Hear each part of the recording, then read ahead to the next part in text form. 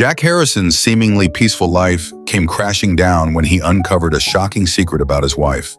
A wife he had trusted and loved, who appeared to be the perfect partner, was secretly betraying him in the most devastating way. It all started when Evan accidentally discovered that his wife and her close friend bought odd items and discarded them in a suspicious manner. What began as a simple suspicion soon spiraled into something much darker. The calm facade hid a secret that could completely tear apart his family. Will Evan be able to face and overcome this painful revelation? The answer will leave you speechless. For continuing the story, tell me which city you are watching from. I want to know how far this video has come. Don't forget to like and subscribe to the channel so I can send you exciting stories like this every day. Marcus Wilson wasn't the blackest man I'd ever met, but he was among the top 10. Actually, he was not too black. He just appeared that way. He wasn't nearly 6 feet tall, but he always made a lasting impression. Perhaps it was the constant snarl on his face or the countless scars that appeared to have a bluish tint to them. He was not someone you would want to meet in a dark alley. I felt fortunate to have him at my side.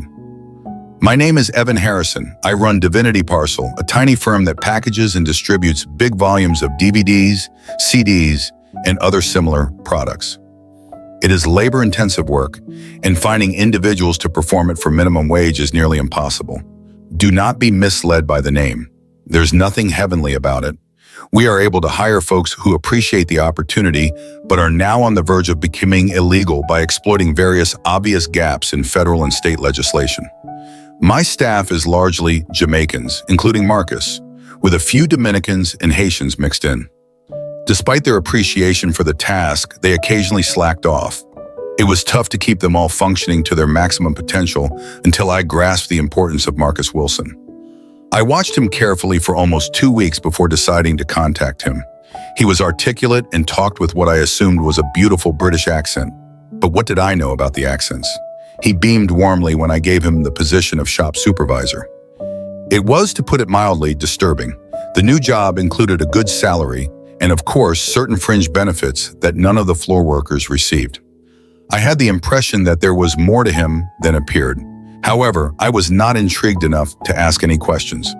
Productivity grew by about 30%. I was pleased. The corporation was pleased, as was Marcus. He appeared to be where he was supposed to be. It was difficult to explain. The company was now operating smoothly. If all went according to plan, we would be able to operate for at least another 18 months before being shut down for state or federal violations. This was my 6th similar business venture in the past 10 years. It paid well, but it wasn't really a career prospect. I saved as much as I could in case of a downturn. The good news was that I generally had another operation ready to go when one shut down. I can't remember how I got into this line of business. I was never a mainstream type of man. Doing things the traditional way was boring and predictable, which was never what I was looking for. My younger brother Ryan was quite the contrary. The most essential aspect of his life was his union work with the local energy company. He knew where and when his next paycheck was coming from, and he was okay with that. I felt thrilled for him, but not envious. Ryan and I married our high school sweethearts. That's boring and nowhere near as romantic as it appears. Ryan and Olivia produced twin boys who recently turned 60. My wife Samantha and I had a daughter, Jessica, who had recently been accepted to Duke, and a 17-year-old son, Andrew, who was doing everything he could to get into a military college. He wasn't very concerned with where he went, but he was determined to be poorer and worked at one of the local insurance claims firms. They processed claims for more than 20 small insurance businesses in the tri-state area. Samantha had no interest in going to work, and I was content with the way things were. We had enough to get by, and I believed that a comfortable, happy home life was more important to the family than extra money. And that was all. Pleasantville was a pleasant place to live. It wasn't truly Pleasantville, but I remembered the name from an old movie and always associated it with perfection. Update. Life was good. That is, until I decided to go down to the super mall and get some office supplies. I had a gal to do that, but I was constantly seeking for reasons to leave the office. I knew exactly what I wanted before leaving the workplace, so the shopping went quickly. I do not generally browse. I grab what I need, pay, and leave. The Keystone Mall was a massive two-story structure with an open atrium in the center. I'm guessing it's an atrium because I'm not sure what the proper name is. I was sitting at a table in the second-level food court, facing the first floor, when I noticed Court and During coming down the middle. Olivia had apparently taken off work so that she and Samantha could do some last-minute shopping before their small girl trip. After much begging, pleading, and bribery, Ryan and I agreed to allow Olivia and Samantha enjoy a 5-day vacation to an all-inclusive resort in Jamaica near Montego Bay. Ryan and I didn't like the concept at first, but we eventually agreed. If they agreed to stay at the resort and not wander about the island unaccompanied, they would leave in 2 days. I was ready to scream out and wave at them when something stopped me. They paused in front of a Victoria's Secret store. Neither of them was used to this venue. I sat back down and calmly observed as they entered the store without hesitation. Interesting. That's quite fascinating. I bought a fresh cup of coffee and sat as comfortably as I could in one of those cheap plastic seats. They emerged at least 20 minutes later. I wasn't in hearing range, but I could tell they were laughing and joking as they exited instead of leaving. They sat on a bench in front of the business. Each of them removed some items from the Victoria's Secret bag and placed them in a Walmart bag. They emptied the Victoria's Secret bags into the trash can at the end of the bench and then walked along the mall to escape. They were still giggling as they left. It took me less than a minute to get down the escalator into the rubbish container. I did not even try to be discreet. I just took off the top of the gun and reached inside. I left the mall without replacing the top of the garbage can. I suppose that was inconsiderate. Chuckle. I waited until I got out of the car before looking inside the bags. I'm not sure what I was looking for because they had taken whatever they had purchased. I wasn't sure which bag was which, but each contained a couple sales pamphlets and a receipt. They'd each purchased 2 pairs of baby doll sleepers. One bill was for $1.65 and another for $1.72. Both were paid for in cash. Samantha no longer makes cash purchases. Everything goes on credit cards. Needless to say, she had caught my eye. I didn't want to jump to conclusions before I had the opportunity to face her. Actually, I wasn't planning to confront her, but rather give her an opportunity to explain the purchase. I had to infer that they were bonds created expressly for her future trip, which Ryan and I would not be attending. Driving back to work, I noticed gloomy clouds on the horizon, but the sun was still shining. I sulked at my desk, trying to figure out where I'd gone wrong when Marcus Wilson stepped in. "Mr. Allison, something doesn't seem right. Is there a problem I should be aware of?" "No, Mr. Wilson, this is not a problem that should concern you. Everything is fine on the floor and at work. You have nothing to be concerned about." I motioned for him to sit. He was smiling, but there was still an anxious expression on his face. We sat silently for a few moments. "Mr. Wilson, where in Jamaica are you from?" "I'm from Falmouth, although I spent the majority of my time in the Montego Bay area. Why is this interesting to you?" I paused briefly and rocked back in my chair. "Have you any pals in the Montego Bay area?" "I have many acquaintances, but very few pals. I also know some unfriendly folks there. In fact, that is why I am here at this time." I dug into my bottom desk drawer and pulled out a bottle of Evan Daniels and 2 glasses. The glasses were not particularly clean, but they were clearly useful. Marcus Wilson did not object when I shoved the filled glass in his direction. "Is it a financial problem?" He took a sip and smiled. "Yes, it's not much. Only $10,000 USD, yet enough to compel me to seek safer surroundings." He observed me smiling, and I believe he realized it wasn't because of his circumstances, but because of what I was thinking. "Mr. Harrison appears to be in need of my assistance and is attempting to determine how we may mutually benefit. Am I correct?" I found it amusing that he addressed me in the third person and laughed slightly. "Mr. Wilson, do you have any unsavory friends or acquaintances?" Now he was laughing. "Of course, Mr. Harrison, they all are." We were both smiling as I filled the cups for the second time. We sat quietly for what seemed like several minutes but could have been shorter. "Tomorrow, Mr. Wilson, tomorrow we will aid each other." He grinned again as he stood up to depart, and I noticed the gold teeth on the right side towards the back. I thought it was ominous. That night, we had a family meal. Jessica informed everyone that she could begin a summer session at Duke if she left within a week.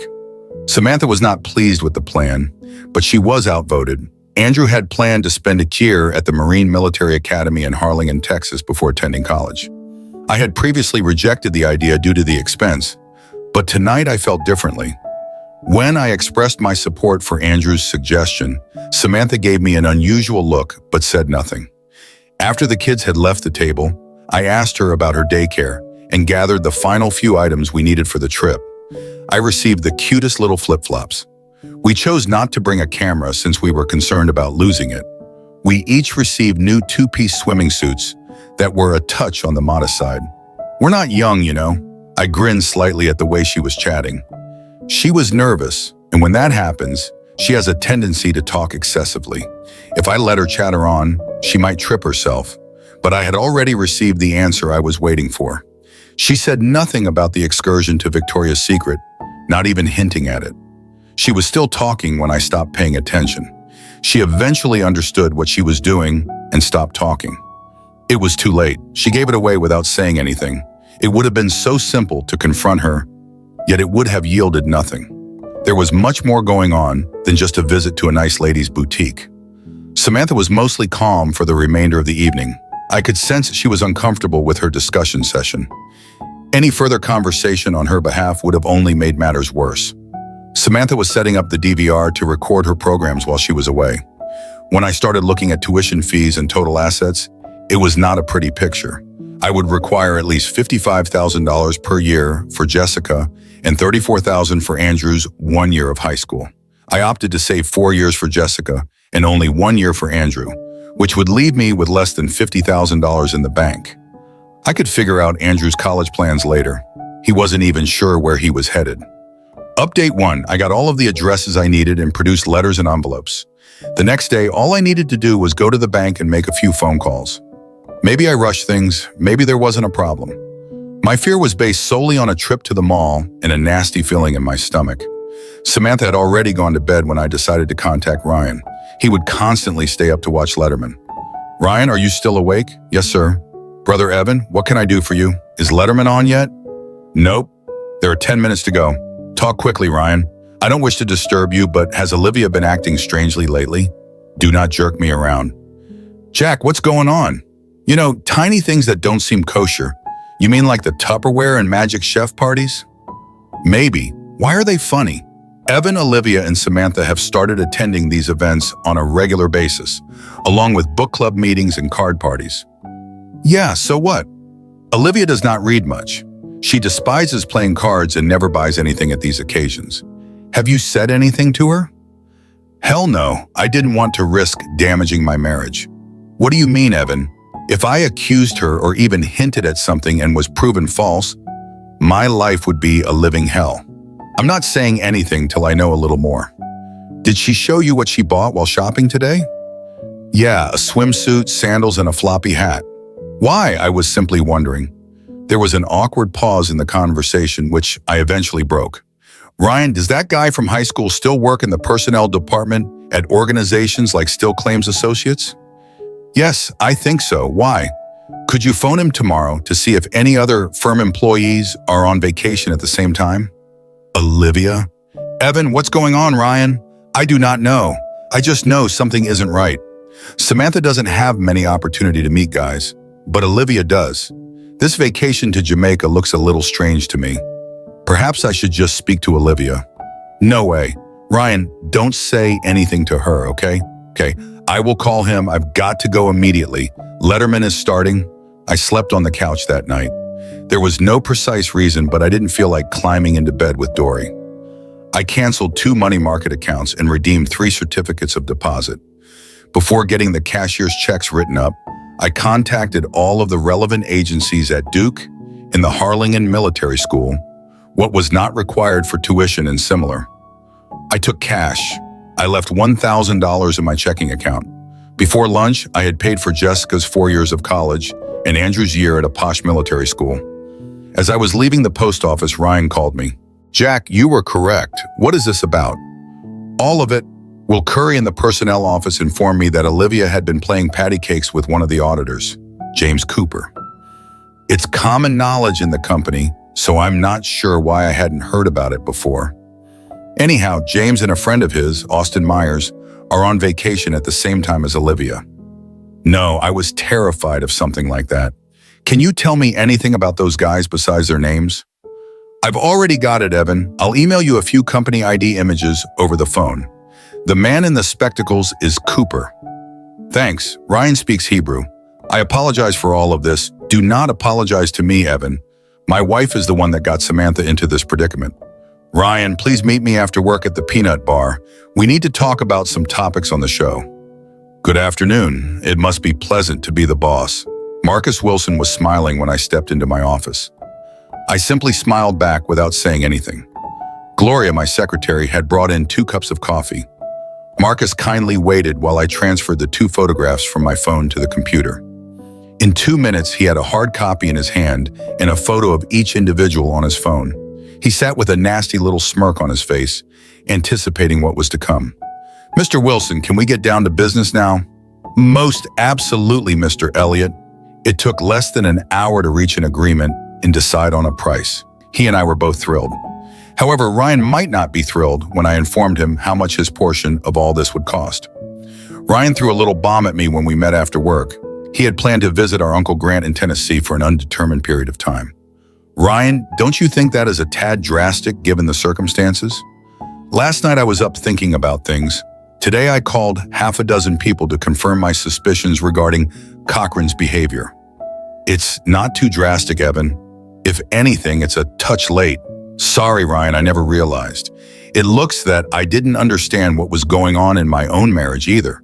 What's wrong with us, Evan? Why did they do that? And why didn't we see it coming? For the next several seconds, we sat peacefully, munching on peanuts and drinking warm beer. I ordered some more cold ones and grinned at my brother. How may I help you, Ryan? What can I do? We are okay, Evan. I have a little trailer lined up. The boys and I will pack up most of what we will need, and we should arrive in Tullahoma by the end of the next day. How about your job? You enjoy that work. I knew it was a difficult decision to make. I've already called Grant. He assured me that I would be able to find work there. Whatever it is, it will not include all of the fancy union benefits.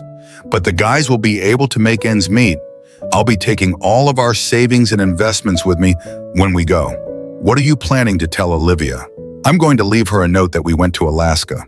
I've always mentioned visiting there, so she might be gullible enough to believe it, at least for a while. Yeah, that reminds me, Ryan. You owe me $4,000. What? What exactly do I owe you $4,000 for? Ryan, you've got to trust me. It's money well spent, and it's best if you don't know anything else. Will I receive it back? Probably not. I decided to give Samantha another chance to come clean after dinner that night. The outcome was no better this time. She did remark that because her cell phone wouldn't function there, she was going to leave it at home. She told me to assume everything was fine unless I heard otherwise. If there was an issue, she pledged to find a way to notify me. Samantha was going to spend the evening packing for her trip, so I decided to take the kids bowling. The notion elicited a lot of moans and eye-rolling, which subsided when I shook my head and ran my finger across my lips. We went to the bowling alley but never bowled. It wasn't something I wanted to do, but something I needed to do at the time. I didn't know anything, but I felt strongly enough about what was going on to act. I explained to the children what was going on. Jessica appeared to comprehend, but Andrew was not pleased. Both of the kids were delighted about school preparations, especially Andrew, who had no idea I had already put everything up. Jessica was eager to leave as soon as possible and delighted when I informed her she could take Samantha's father. She did not expect an automobile at all. I thought it was the fair thing to do. Andrew was supposed to stay with my parents until arrangements could be arranged for him to travel to Harlingen. He'd probably still be here when Samantha got back from her trip. We just have to wait and see if it caused any issues. The kids would be able to store all of their personal items at my parents' house for as long as needed. Jack, you were correct. What is this about? All of it. Will Curry in the personnel office informed me that Olivia had been playing patty cakes with one of the auditors, James Cooper. It's common knowledge in the company, so I'm not sure why I hadn't heard about it before. Anyhow, James and a friend of his, Austin Myers, are on vacation at the same time as Olivia. No, I was terrified of something like that. Can you tell me anything about those guys besides their names?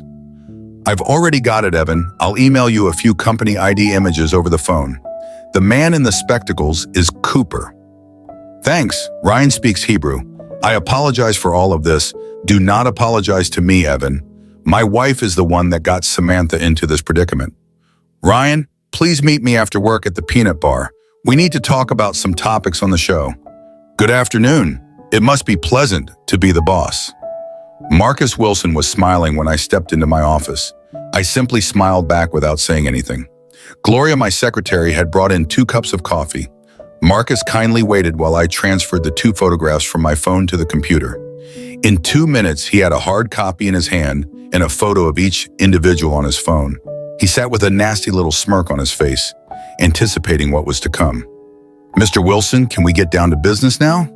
Most absolutely, Mr. Elliott. It took less than an hour to reach an agreement and decide on a price. He and I were both thrilled. However, Ryan might not be thrilled when I informed him how much his portion of all this would cost. Ryan threw a little bomb at me when we met after work. He had planned to visit our Uncle Grant in Tennessee for an undetermined period of time. Ryan, don't you think that is a tad drastic given the circumstances? Last night I was up thinking about things. Today I called half a dozen people to confirm my suspicions regarding Cochran's behavior. It's not too drastic, Evan. If anything, it's a touch late. Sorry, Ryan, I never realized. It looks that I didn't understand what was going on in my own marriage either. What's wrong with us, Evan? Why did they do that? And why didn't we see it coming? For the next several seconds we sat peacefully, munching on peanuts and drinking warm beer. I ordered some more cold ones and grinned at my brother. How may I help you, Ryan? What can I do? We are okay, Evan. I have a little trailer lined up. The boys and I will pack up most of what we will need, and we should arrive in Tullahoma by the end of the next day. How about your job? You enjoy that work? I knew it was a difficult decision to make. I've already called Grant. He assured me that I would be able to find work there. Whatever it is, it will not include all of the fancy union benefits. But the guys will be able to make ends meet. I'll be taking all of our savings and investments with me when we go. What are you planning to tell Olivia? I'm going to leave her a note that we went to Alaska. I've always mentioned visiting there, so she might be gullible enough to believe it, at least for a while. Yeah, that reminds me, Ryan. You owe me $4,000. What? What exactly do I owe you $4,000 for? Ryan, you have got to trust me. It's money well spent, and it's best if you don't know anything else. Will I receive it back? Probably not. I decided to give Samantha another chance to come clean after dinner that night. The outcome was no better this time. She did remark that because her cell phone wouldn't function there, she was going to leave it at home. She told me to assume everything was fine unless I heard otherwise. If there was an issue, she pledged to find a way to notify me. Samantha was going to spend the evening packing for her trip, so I decided to take the kids bowling. The notion elicited a lot of moans and eye-rolling, which subsided when I shook my head and ran my finger across my lips. We went to the bowling alley but never bowled. It wasn't something I wanted to do, but something I needed to do at the time. I didn't know anything, but I felt strongly enough about what was going on to act. I explained to the children what was going on. Jessica appeared to comprehend, but Andrew was not pleased. Both of the kids were delighted about school preparations, especially Andrew, who had no idea I had already put everything up. Jessica was eager to leave as soon as possible and delighted when I informed her she could take Samantha's father. She did not expect an automobile at all. I thought it was the fair thing to do. Andrew was supposed to stay with my parents until arrangements could be arranged for him to travel to Harlingen. He'd probably still be here when Samantha got back from her trip. We just have to wait and see if it caused any issues. The kids would be able to store all of their personal items at my parents' house for as long as needed. I was unsure what I would be doing. Ryan and I arrived at the departure terminal at the same time. We didn't communicate, but we nodded from 50 feet away. Porter and Samantha were smiling and giggling as they entered the premises. They remembered to turn, wave, and grin at both of us before exiting the platform. Ryan and I did not exchange smiles. Please comment on number 1 so that I can know that you liked the video and subscribe to our channel. Your support is a great inspiration and encouragement for us. Thank you very much. Update 2. When I arrived at work, I was met with a slew of government vehicles and a few police units. This was a circumstance I had encountered previously, so I just tightened my belt and strolled in. Gloria smiled as she waited for me. She has also witnessed this before. The work area was almost completely deserted. There were a few Haitians roaming around, but no Jamaicans or Dominicans were observed, including Marcus Wilson. Gloria had already contacted the lawyers. I spent the next 30 minutes talking nonsense to many government suits, but couldn't tell whether they were local, state, or federal. It didn't really matter. The legal beagles finally arrived and Gloria and I were able to flee without incident. We were drinking coffee at Starbucks when Ryan called Evan. I just heard on the radio that the feds raided your home. What's happening? It's okay, Ryan. The firm is in complete control of everything. Gloria and I are currently having a hot cup. How about on your end? I took care of everything at work and in the bank. The boys and I will be packing the remainder of the day and leaving tomorrow morning. That sounds wonderful, brother. Do you need anything? We're fine, Evan. I also saw a lawyer. The divorce paperwork has been initiated. Sorry to hear it, but I believe we both knew it was coming. They plan to serve the papers the day she returns. I'll be long gone. I guess I'll have to pick them both up from the airport when they return home. I'll just drop off Corey at his residence. Is this okay? That sounds fantastic to me. I'm guessing they have arrived already. They've all settled into their quarters. Are you sure you don't want to tell me what is going on? No way, brother. The less you know, the better. I do not think anything will happen till tomorrow. You can think about that as you drive down Route 81. I had just hung up the phone when I received a call from Piers Donovan, our division leader, and the man in charge of establishing the new operations. The next morning, Gloria and I were summoned to our headquarters in King of Prussia. Gloria appeared pleased with it, but I had some misgivings. I can't explain it because I actually enjoy my job. I made plans to pick up Gloria the next morning and drove home. Jessica had already packed her car for the trip. I sincerely wish I could have gone with her. However, she told me that she was prepared to take care of herself. Given the circumstances, I did not dispute with her. The majority of her belongings were in cardboard boxes in the garage, ready to be transported to my parents' home for storage. Andrew was packing nearly all of his belongings for storage. The military academy would provide him with everything he needed. They were better for the money they were asking. Dad was going to drive him down to visit some old Air Force mates in San Antonio. Mom was adamant about begging out of that trip. I was proud of how the kids handled everything. They had a greater understanding of what they wanted to do than I did. I opted to stay with Mom while Dad traveled. That meant I had to do a lot of packing as well. Dory did not call us, and I didn't expect her to. She had carefully laid the groundwork by stating that she would only call if there was an issue.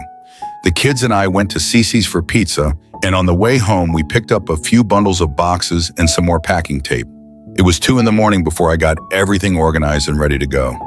Dad was coming over in the morning with his pickup truck to get everything. It would likely require at least 3 journeys. At the very least, it would keep the kids busy while I worked.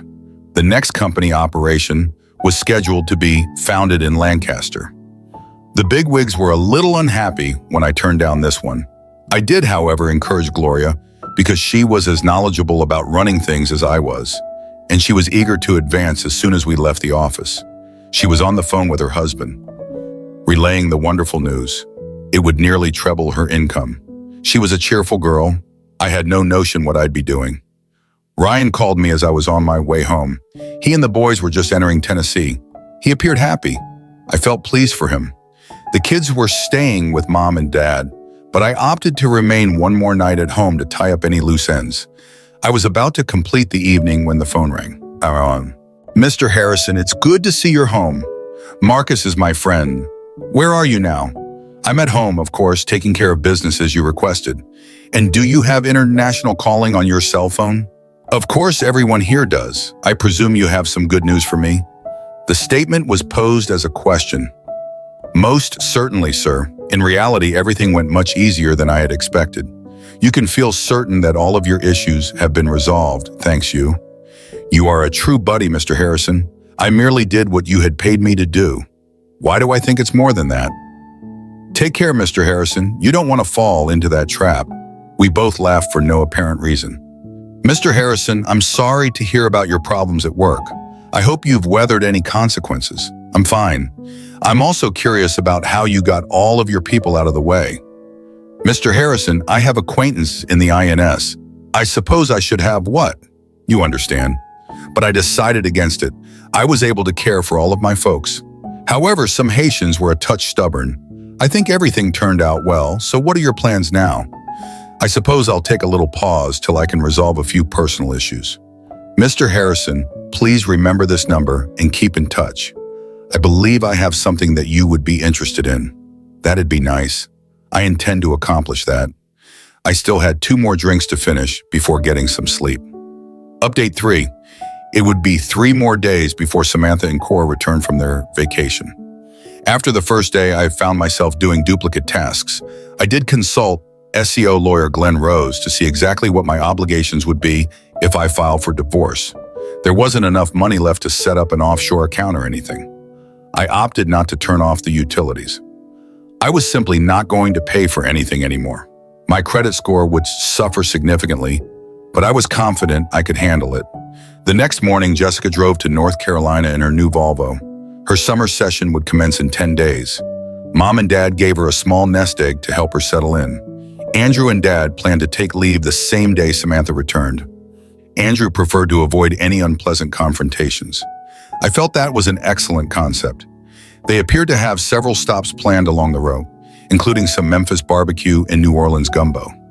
Everyone seemed to be pleased except me. I was trying desperately not to wallow in my sadness. The only thing that appeared to work was beer. Later that night, I received another call from Marcus. Unfortunately, it was on my cell phone. Mr. Harrison, is there anything occurring on your end? What do you mean? The gentlemen in question have been missing for 2 days, and the ladies have not alerted the hotel staff or local police. Did they potentially report it to your local authorities? Not that I know of. Why haven't they contacted local officials? My people tell me that they are perplexed or bewildered about what to do. They are clearly not having a good time. My hypothesis is that they are terrified of drawing attention to the situation and exposing themselves. I'm not sure what term to use. Mr. Harrison, I do not wish to insult you in any way, so they're doing nothing. They appear to be constantly waiting for the gentleman to arrive and expecting that things will resolve themselves. I am afraid they will be quite dissatisfied. Mr. Wilson, what do you propose I do? As far as I can see, you have no recourse. We'll have to wait for them to decide whether to report it here or when they return to the States. This would be awkward. What local authority would they contact to report a crime that occurred in Jamaica? Mr. Harrison, I believe you have created a predicament for your wife. I have a feeling she regrets she hadn't taken this trip, regardless of what she does. She'll be in trouble. Thank you for the call. Mr. Wilson, I'm going to sleep with a smile on my face tonight. I'll call you if anything changes. Mr. Harrison? Morning. Caused a lot of anxiety. I didn't sleep as well as I expected. The first thing I did was contact Ryan and ask whether he had heard from Olivia. He hadn't heard from his wife either. He and the boys had a good journey and were all comfortable before hanging up. Ryan indicated that he will be shutting off his cell phone for the next 2 weeks. He told me to phone Grant's number if I needed to contact him. It was the longest day of my life. I double-checked the house to ensure that everything had been taken care of. I returned to visit the lawyer and filled out an information form so that I could file for divorce without incident at the appropriate time. That's not fair. Yeah, I understand. Life is terrible. What does this mean? You have no cause to be sarcastic. What are you doing at your folks' house? Did you go out to bingo? Evan pot? Did you figure it out? Yes, I've moved out. You have the house to yourself. There is no immediate response. I'm not sure how long the silence lasted, but it seemed like minutes. I patiently waited for her. Next move for a cold, she stated Ryan and the twins had left. He left a note stating that they traveled to Alaska. Do you know anything about it, Evan? Yes, he told me a little something. Ryan had claimed that divorce papers would be served on his wife, but Samantha had not mentioned them. I could only presume that it hadn't been completed yet. Jack, what caused all of this? Tell me something. I tried to keep out of Ryan's life, Samantha. All I know is that he referenced someone named James Cooper. Do you know anything about him? This time the hush was much longer. I waited for any kind of reaction. I'm sure she was thinking that if Ryan knew about James, I should know about Austin. Jack, I'm not feeling very good right now. I am tired and perplexed. I need to get some rest and think things through. Can you stop by the house tomorrow? Sure, sweetie. I've got plenty of time. By the way, I believe you should know that I have also lost my job. I'm now officially unemployed. A few seconds later, the phone died. My mother wasn't pleased. I was in no hurry to face the story. I arrived at the house at 10 a.m. It would have to be finished eventually. Olivia was present. Evan, we understand what you did. It appeared like Samantha would be the designated spokesperson. Could you please clarify this to me? Do not be a smartass. It does not suit you. I choose not to respond to that. Olivia approached Will Curry. You and Ryan were aware of James and Austin's situation. Okay. Told Ryan everything, and Ryan told you. You cannot refute it. You can't hide it. So who is this guy? Austin. How come you've never mentioned him to me? Evan, you're trying to be cute again. You are well aware of Austin's identity. You also knew James and Austin were joining Corey and me on our trip to Jamaica. Everything she said was correct, so I saw no reason to fight with her. Neither of you attempted to stop us from traveling on that vacation. You were both aware that we were traveling to a tropical island with 2 males, and you did nothing to prevent it. What type of husbands react like that? It seemed as if you didn't care. Things were getting funnier. Now, Samantha was skillfully shifting the blame for the affair from the unfaithful spouses to the uninterested husbands. She caught me smiling, and her tone quickly changed. It's not humorous, you son of a bitch. You have produced 2 good men. You could have said something. You could have stopped it. But no, you had to go on a date with them. You did not do it yourself. But we are well aware that you organized it. Have you reported this? What do you mean? When did you discover they'd been dumped? Who have you notified? No one. We couldn't tell anyone. If we had, you and Ryan would have learned what we had done. We couldn't take that chance. So you left Jamaica without alerting the authorities that the 2 men who were with you had been killed? Both women simply sat and stared at me. I was still smiling. So, my lovely wife, what are you planning to do now? We're going to the police station to report it. It needs to be done, and pray. Tell me how the local police plan to handle what happened in Jamaica. By the way, do they have any bodies or weapons? There are no bodies. You were too intelligent for it, weren't you? I'm not sure what I did to earn this narrative, but you go to the cops and tell them everything. Make sure the report explains why the 4 of you went to Jamaica and what you intended to do there. I will need the information for the divorce proceedings. Fiora took advantage of my statement to respond. Ryan had me serve papers last night. Please pause for 2 seconds. Please don't forget to like this video and subscribe to the channel. Your support is a great inspiration and encouragement for us. Thank you very much. You knew that, right? You were chuckling to yourself on the drive home from the airport, right? Yeah, he did say something like that before leaving. I watched Olivia storm out of the room. I couldn't tell whether she was sobbing. I stood up and approached the door. Evan, I apologize. It was not supposed to turn out this way. Samantha's voice softened. How were things intended to turn out? I waited for a few moments and received no response. Samantha, could you at least explain why you did this? I waited a few moments as she collected her thoughts. Your children had grown up, and you were constantly working. My life had become dull and uninteresting. Olivia had experienced the same issue and stated that she resolved it by establishing a few male friends outside of the home. A few male friends? Do not interrupt, Evan. Otherwise, I will not be able to finish this. I figured it was worth taking a chance, so I had her set me up with Austin. So was it worthwhile? I saw her squirm a little before responding. Actually, Evan, it was worth it. It was enjoyable and exciting. I cannot lie to you. I adored every moment until I met Austin. You were the only guy I'd ever been with. I would never leave you to be with him, but I always had a nice time while we were together, so I was only a big joke. It was not like that, Evan. I wasn't attempting to replace you or make fun of you.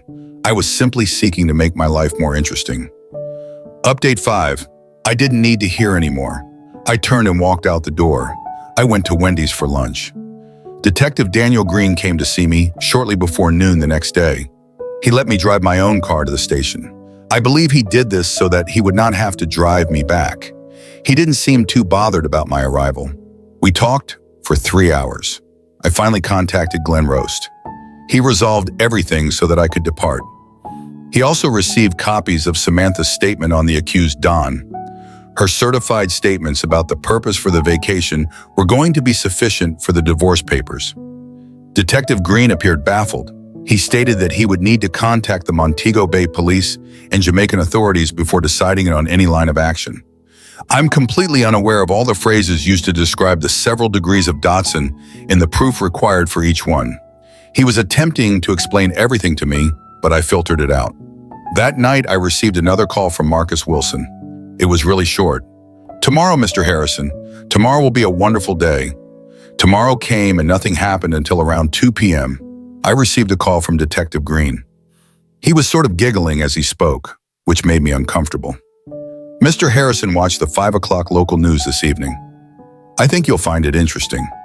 It was a brief news report, but as Detective Green stated, fascinating local males were seen roaming naked down a dirt road in the hills about 60 miles south of Montego Bay, Jamaica.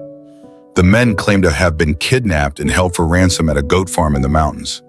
They escaped early this morning and made their way to town, where they were rescued. I received another call from Detective Green shortly afterwards. He asked me to come in the next morning so we could talk about the incident. I thought that was very generous of him. Mom thought the entire thing was hilarious, and I believe she even winked at me. I had a good night's sleep before entering Detective Green's office. I saw Samantha and Olivia being led into the same interrogation room where I had previously been. I am confident they were going to have a great time the rest of the day. "Mr. Harrison, I'm not sure you're entirely innocent. Concerning this matter, however, I see your involvement from a very different perspective now." He was truly smiling when he said that, and I couldn't help but return the smile. As I already stated, I am absolutely innocent of any involvement in the two men's disappearance. I expected him to laugh, but instead he handed me a cup of coffee. "Mr. Harrison, it looks that Mr. Cooper and Mr. Eberly left their vacation property at midnight to buy a little local cancer by name. They were kidnapped 5 minutes after leaving the hotel, tied up, and driven for an hour over rugged mountain roads. Do you understand that this is their version?"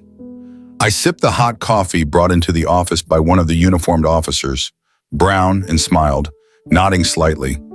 Both males were stripped naked and locked in a goat pen, a goat corral with door and window bars. The next morning, they learned that a ransom demand of $10,000 had been delivered to the ladies who had accompanied them to the hotel. They wouldn't be released until the ransom was paid. Detective Green paused for a moment, tasting some of the machine coffee. It sucked, but he seemed accustomed to it. Detective Green: "I do not believe my wife or sister-in-law had access to that kind of money. Apparently not." The following day, Mr. Cooper and Mr. Eberly were informed that the ransom demand had been reduced to $5,000 apiece, which was handed to both Mrs. Harrisons. By this point, the coffee had improved slightly in taste. The next day, the price was $1,000 apiece, and by the day the ladies left to return home, the price had been reduced to $1,000 for both males. I can only presume the ransom was not paid. "It gets better than that, Mr. Harrison, much better." He nodded softly to see if I wanted more coffee, but I rejected. Since the ransom had not been paid, the men overheard their captors discussing that night. The kidnappers determined they'd have to dump them both in the morning. Fortunately, they noticed that one of the hut's windows was unlocked. I found it impossible to contain myself at that time, and my host was experiencing the same problem. We managed to restrict it to hushed snickers. In a courageous attempt, they broke free from their captivity and dashed down the mountain without shoes or clothing. I swear that if the situation hadn't been so terrible, both of us would have laughed. We paused for a moment before he resumed.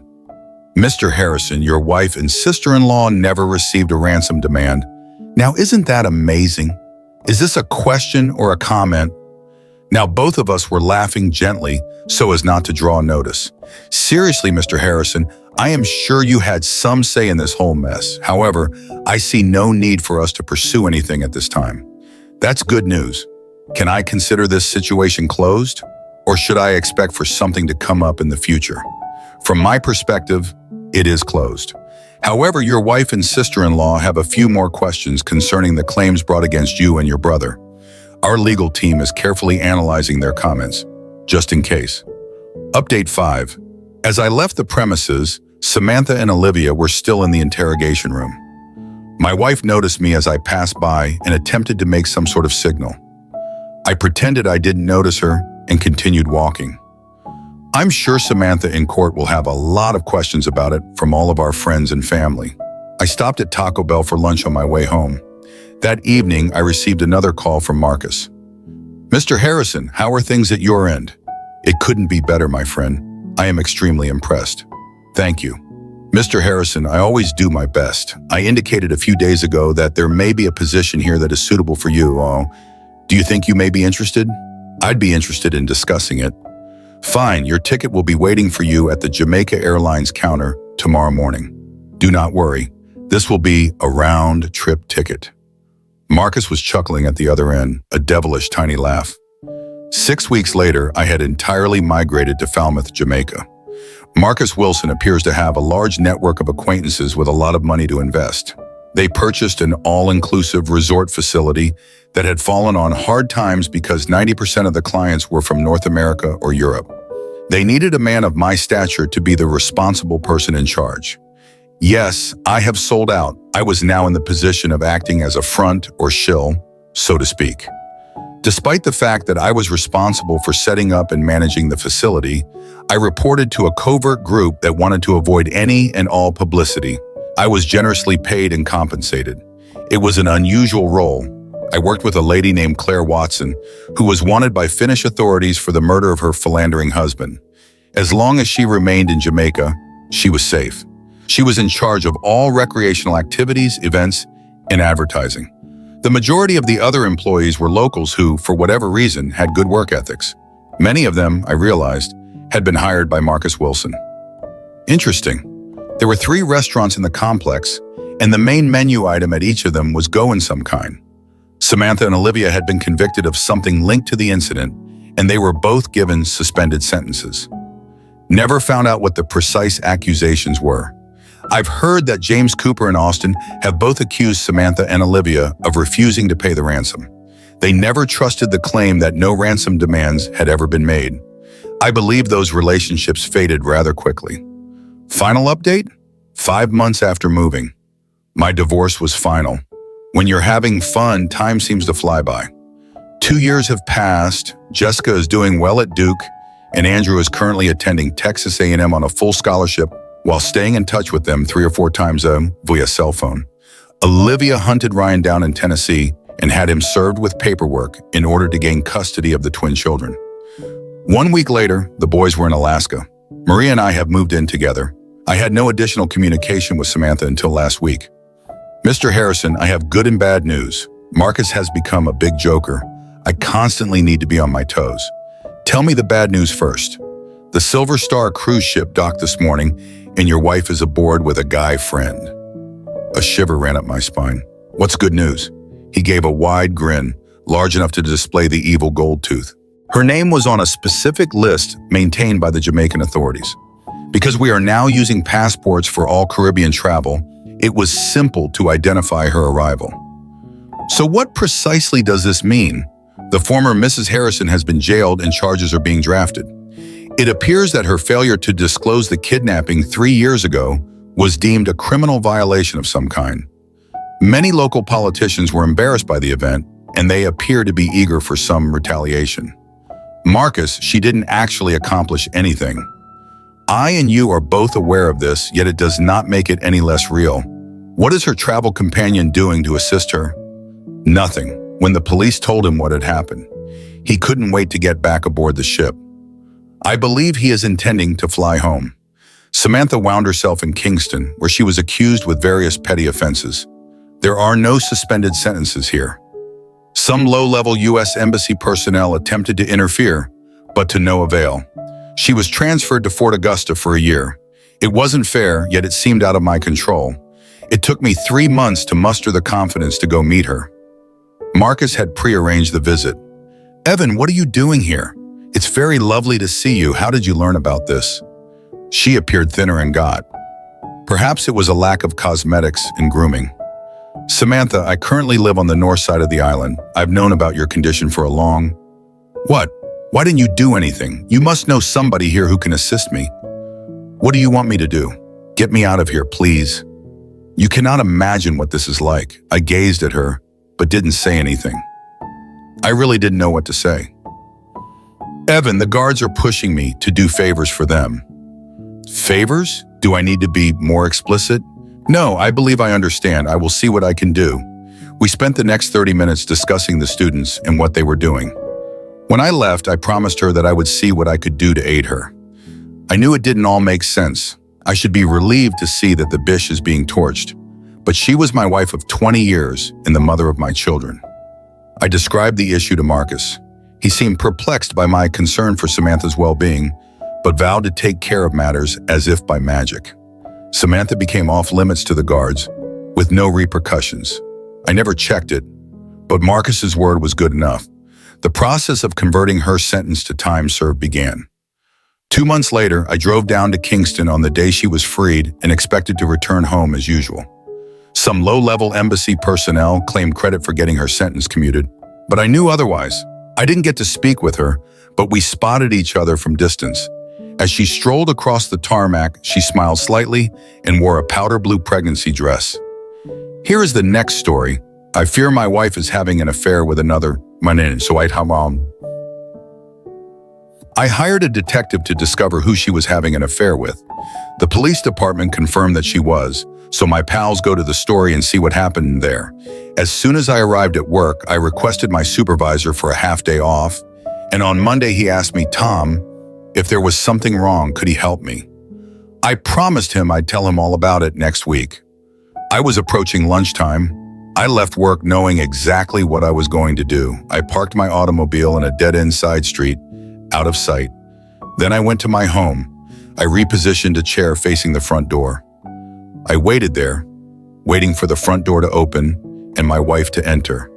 She would assume I would still be at work. I was waiting for my wife to enter into the living room.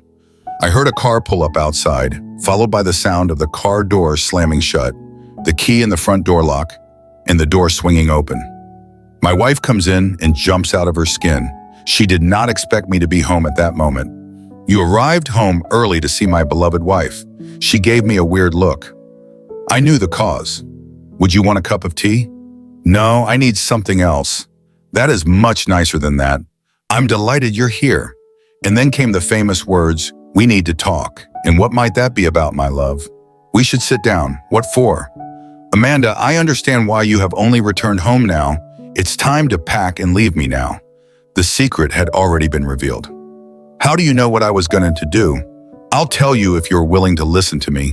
Amanda, before you leave, I want you to consider long and hard. I want you to know how much I love you and have requested you not to leave me. Sorry, I need to pack. Do you want me to help you? No, thanks. I am capable of managing everything on my own. I've arranged cases in our bedroom for you. Amanda begins packing. It takes some time to fill the suitcases with all of her belongings. They're heavy, and Amanda was having difficulty carrying one of them. I picked up each suitcase, brought it to the front door, and set it on the floor. I turned to Amanda and asked, could you please give me at least an hour before leaving? You deserve it, Amanda stated. Amanda, you mentioned we needed to chat. Can we sit and talk? All I want to know is what I did to trigger our breakup. Amanda looks at me in utter stillness and does not respond. Amanda, please accompany me to the bedroom. She follows me there. I look around the room. I see you haven't packed your jewelry. You've paid for them.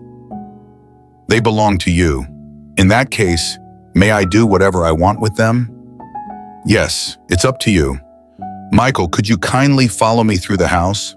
While we walked through, I inquired about the items we had. Michael, you paid for them. They all belong to you. Please come with me. We both walked into the dining room and there were stacks of papers on the table. Amanda, this is our wedding album. It belonged to both of us. Please take the photos you want. I believe you would like seeing all of your family photos. You can see that there are some DVDs on the table. The top image shows us making our wedding vows in church in front of both of our families. I hope you remember your vows. I can. Michael, where is this going? Do you recall what you said shortly after you entered? You said you'd be home early. I asked to visit my loving wife, you. You didn't give me time to respond. I will tell you everything I know if you give me time. Michael, will you get to it? Amanda, please sit down. I'm going to tell you a few things. I adore you and will always keep you updated. A few weeks ago, we were making love in our bed, what I thought was genuine affection for one another. When you were finished, you called out, "I love you, Evan." That name does not sound anything like Michael. That's when I realized you were having an affair with a man named Evan. But I guessed who it was, so I needed to collect proof. I hired a private detective to find out who you were having an affair with. The police confirmed that you were. I then moved over to one of the FA dining room chairs. I leaned over and grabbed a huge envelope containing DVDs. Amanda, the man you're seeing's named Evan Harris. Her head dropped down and she stopped looking at me. The mail contains photographs of you entering and exiting his flat, and I have a formal report from my PD. We know you had sex with Evan Harris, even if there are no DVDs of it. All I want you to do is think about what you're going to do. I believe you are throwing away a terrific marriage. I forgive you for what you've done. Amanda snaps back at me. That's impressive of you. Amanda, I don't intend to row with you. I want you to consider what you are about to undertake. Amanda, in the last few weeks, yes, you stopped loving me. I understand why. I had hoped you would come to your senses. I want you to give up Evan Harris in exchange for me. Evan Harris. He was someone I had a drink with in the pub. He was borrowing some tools to complete a job at his flat. Following that visit, he returned once a week. Amanda, I observed he went and helped you in the kitchen instead of helping you. I observed you two kiss. He touched your body all over. What I witnessed was ripping me apart. Amanda, you just have eyes for him. I dare not to confront him. I would have landed in a hospital bed. Amanda, there are papers on the dining table. I'd like you to sign the documents before leaving the house. Well, Michael, what are they? One is for us to divorce. One option is to put the house in my name. Only one is for me to have complete parental authority over our daughter, Claire. This implies you won't see Claire again. Amanda immediately lashed back at me. I want to visit my daughter whenever I want to. Sorry, Amanda. If you leave me, you will leave your daughter as well. Alternatively, Amanda, you can bring Claire with you so she can live with you and him. She adores you and always seeks your hugs and kisses. Sorry, Amanda. You cannot have it both ways. It's one or the other. It's the only way.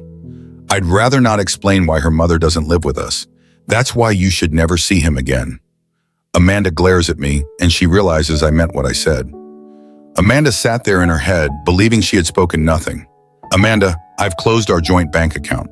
What remained of our savings is in your account. I use my share to pay the police for information on your affair with him.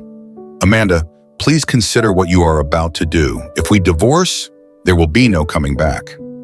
I know what I'm doing. You are simply thinking of yourself. Amanda, I'm attempting to make you see sense. Michael, do you have anything else to say before I leave? Yes, you have not signed the paperwork. Amanda signs all of the documents. Amanda Topher, please, I need to tell you a few things I aim to do. Your parents will never see their only granddaughter again. Not a single member of your family. I'll be selling the house. I will be moving jobs. I'll be moving as soon as the house sells. I'm going to change both my name and Claire's. You will not be able to find both of us. Claire adores you to bits. Now I'll tell you a few facts about him, but you won't believe me. I went out for a drink on Tuesday night this week. It was 1 hour early. I entered the pub through the side door. Evan Harris was roaring out of his wide mouth. That's what he does best. He was talking with two males. Davis didn't see me. Taylor said your name just as I entered the pub. I don't remember all of his words, but this is roughly what he stated. On Friday, I will take Amanda Hughes from Michael Hughes. She's moving in with me for some nice sex. I'm going to do the same with her. Have free sex for a while as I have with many others. I botched up. Then it will come to an end. Michael Hughes's happy life will be forever.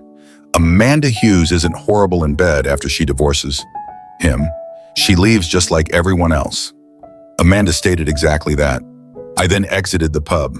I'm going to tell you more about him since I met him at the pub. He brags about all the ladies he's screwed. When he has had enough of each lady, he has screwed up. He throws them away like an old pair of shoes.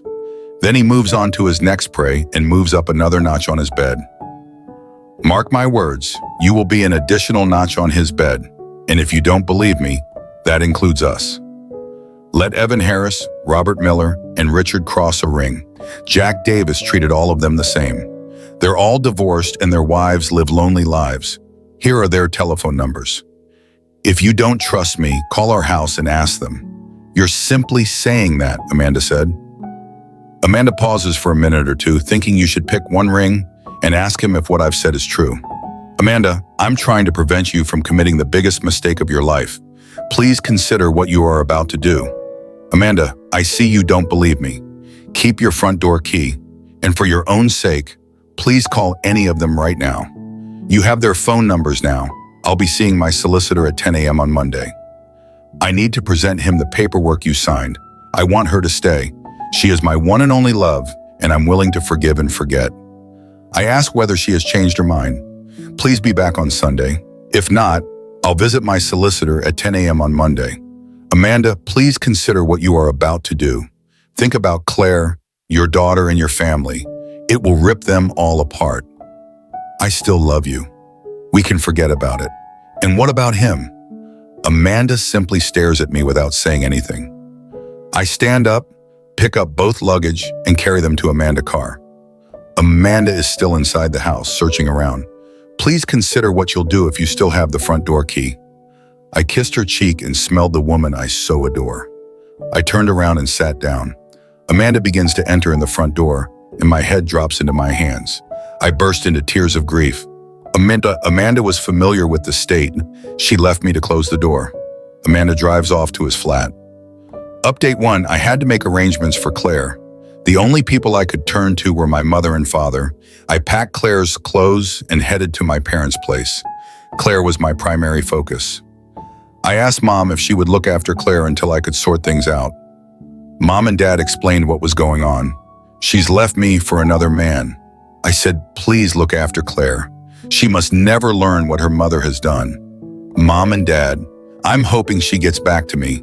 If she does not, they will divorce. Mom and Dad picked up Claire and looked after her. Friday night, I got intoxicated and my father tried to call me.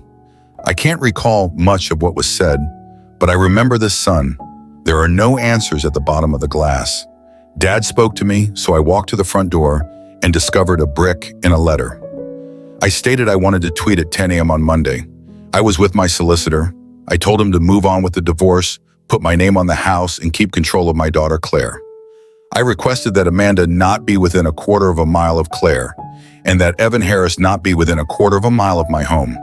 I requested that the papers be served on Wednesday at his flat. Amanda didn't say anything as the man served the papers. The realization hit me. If they divorced, there was no going back. She was completely taken aback when she received the order not to come within a quarter of a mile of Claire. The man requested to see Mr. Evan Harris. He spoke with him and gave him the command. I do not want to be anywhere near the brat. She means nothing to me, he said. Amanda heard all he had just said after meeting with my lawyers on Monday. I went to the gym to do a sport. I gave it up years ago before getting married. I started that night with an hour on and 10 minutes off. I was in good health but out of shape. I even modified my diet on Tuesday while resting at the gym. A man my age started talking to me. You are hammering the punch bag with hatred. You'll damage yourself and calm off, he said. He was correct. After that night session, I asked him if he wanted to have a drink with me. We went for a drink. I had a beer, whereas he had spring water. I asked him why he was drinking water. He told me that he only drank water and one wine. It does not alter his body, and he orders it by the case from France. We talked for about an hour. His name was Eric. I explained why I was punching the punch bag so hard, Amanda. When he glanced at me, he knew I was angry. Would you like to have him back? Eric spoke to True. I'd meet you here. I'll show you places that can aid you. Eric stated that the next night he would take me to a judo and karate club. I enrolled and both instructors gave me a diet chart to help me gain strength. Eric has become a wonderful buddy to me in just 2 days. He even handed me 2 bottles of his wine. I did my athletics on different nights. My muscles and bones were aching like crazy. I ordered 2 cases of Eric's wine from France. On Sunday, I was cooking a new style of meal. I heard loud banging outside the door. I went to investigate the sounds and opened the front door. I stopped in my tracks and burst into tears. Amanda stood there. She looked terrible. I wrapped both arms around her. Amanda embraced me in her arms. We kissed. "Dinner is nearly ready," I replied. "You know I always make too much. Would you like to freshen up before we eat?" Amanda nodded and she sobbed. I held her as tightly as I could. "Michael, where's Claire? I've missed her. Claire will be residing with my mother and father for the foreseeable future." I assumed it was for the best. "Michael, may we go see her?" "It all depends on you," Amanda continued, repeating, "Please forgive me for what I have done to you. We must discuss matters while eating our dinner." I said. Amanda heads to the bathroom to clean up. I take her suitcases to the spare bedroom. Amanda returned, and she looked a lot better. "Yes, we had a strange supper," Amanda stated. "This is not what you regularly consume." "Yes, I understand. I've adjusted my diet. Last week we sat down with a glass of wine I wanted to finish." Amanda asked, "Please let me tell you what has happened since last Friday." "You are not required to tell me anything I say as long as you remain with me." "Michael, I need to tell you everything that happened before last Friday." I walked inside and topped up our drinks. "Michael, I will tell you all I have done with him. The first time he made a pass at me, I was in the kitchen and you were watching television. We kissed for 1 minute, then we got back to you. He couldn't keep his gaze off of me for the remainder of the night. We had a long kiss in the kitchen the following week. His hands started playing with my body. I backed away and signaled for you to enter the kitchen as soon as you arrived. You mentioned that I looked a touch flushed. You must be hot. That was due to Evan Harris, what he'd done to me. The next week, back in the kitchen, we kissed for a while. He whispered to me, "How soon can we meet?" We broke away and you came into the kitchen asking, "Could you help?" You missed him making a pass at me. Then you both left the kitchen. I went to the bathroom and looked in the mirror, contemplating what I should do in the kitchen next week. He wanted more from me at that time. I wanted to leave him, but I also wanted to stay. I didn't know what to do. He whispered to me, "How soon can we meet? I'm falling in love with you." I was taken aback, yet I was thinking about you. Please forgive me. Please, let me tell you a few things about that night. I mentioned that I noticed he went and helped you in the kitchen. He wasn't assisting you. I observed you two kiss. What I witnessed was ripping me apart. Amanda, you just have eyes for him at the moment. I couldn't dispute with him since I might have ended myself in the hospital. Michael, keep an eye on us. Yes, he's much stronger than I am. I did not want to be hurt. I prayed that you would see sense. Please forgive me, my beloved, please. Amanda begins to cry again, tears of anguish. I visited his flat the following week. How foolish I was. He took me to his bed. We stayed there for half an hour. He made love to me once. I felt great. Please forgive me. I adore you so much. Amanda is still crying. Yes, I went to his flat the following week. We stayed in bed for half an hour. He made love to me once. He told me he loved me and wanted to get divorced. He also stated that he would adopt him. I am going to loathe myself for what I am about to say. He had me right where he wanted me in his bed. Michael, please forgive me. I moved into his flat that night. He had a phone call and had to go see his sister, and he only returned to the flat on Monday. He needed to get to work. Monday was my due date, thank God. I haven't had sex with him in the past week. Michael, I didn't expect him to serve the papers to me at his place. I was completely taken aback by the order to stay at least a quarter mile away from Claire. The man then wanted to see Mr. Evan Harris. He chatted with the man at the door and received an order. He read it and then told the man, "I don't want to be anywhere near the little brat. She means nothing to me." He had no idea I was following him, and I overheard all he said. We returned to the flat. I needed to think. That's when I awoke to him.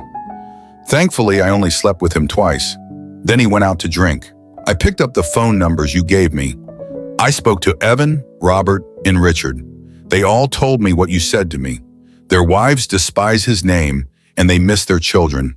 They all hoped they could repay him. Evan Harris, he was bad news. They told her to get back to her spouse before it was too late. That was the moment I realized I was an idiot. I reflected on our love lives and our sexual experiences with him. He was not as kind and compassionate as you. Yes, it was just sex for him. I assumed I'd have a quick fling and you wouldn't notice how wrong I was. That is what I was telling myself all the time. What? The things Evan, Robert, and Richard told me woke me up even more. I had to return to you if you would accept me back. Michael, I sincerely apologize for making a mistake. Please forgive me. I love you. Michael, may we go see Claire? I rose up and filled our cups with additional wine. Amanda, you mentioned that you only went to bed with him twice. That's too many times, in my opinion. Amanda, all I want to know is what you plan to do from now on. As far as I know, we can still divorce because of him, and there is no going back because of the paperwork you signed. You can stay here till we get divorced. You have two options: return to him or leave and go on. If we decide not to divorce, I shall keep a close eye on you at all times. What would you like to do? Drink your wine and let us to finish the bottle. Michael, no divorce. I need your affection. So you want me to stop the divorce from proceeding? Yes, please. Michael, I love you. I'll stop it on Monday. So I'm going to bed now. I'll come with you. I need your affection. Sorry, Amanda. I need to give it a few days. Your belongings are in the spare bedroom. I take off my shirt in front of her. Michael, what have you been doing? I'm going to the gym now, and I'll be back after 9. See you in the morning. Monday's third update. My wine arrived from France. On Tuesday, I handed Eric his wine back. We ended early. I wanted to chat to my new friend. I informed him what happened with Amanda, and she returned to my house. I also told him that I had not slept with her, but she wants to make love to me.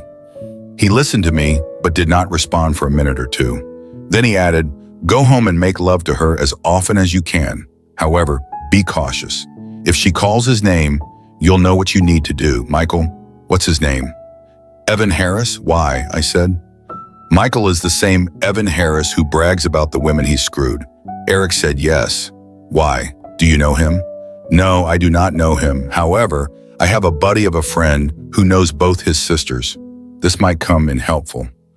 Michael, please allow me to find out a few things for you. I didn't know what he was up to. I arrived home and Amanda was waiting for me. I stepped over to Amanda and kissed her, hugging her close. I grabbed her off her feet and carried her into the bedroom. She called out, Michael, I love you. I didn't see Eric till next week. We didn't go to the gym. We went to sip some spring water. Eric glanced at me and said, I have a plan for you to bring him back. Do you want to hear about my idea? Eric hit me with that. Here's what he said. My buddy is someone who knows. Both of his sisters have discovered that they enjoy having sex with everyone who comes along for a 6-month period. They are not taking the pill and will just use their own rubbers. Here's what came to mind. Ask Evan Harris, Robert Miller, or Richard Anderson to date them for 6 months. They don't reveal the sisters' real names. It's only for them to become pregnant. Well, this is what they do when she gets close. He pulls out and takes the rubbers off, then get back inside.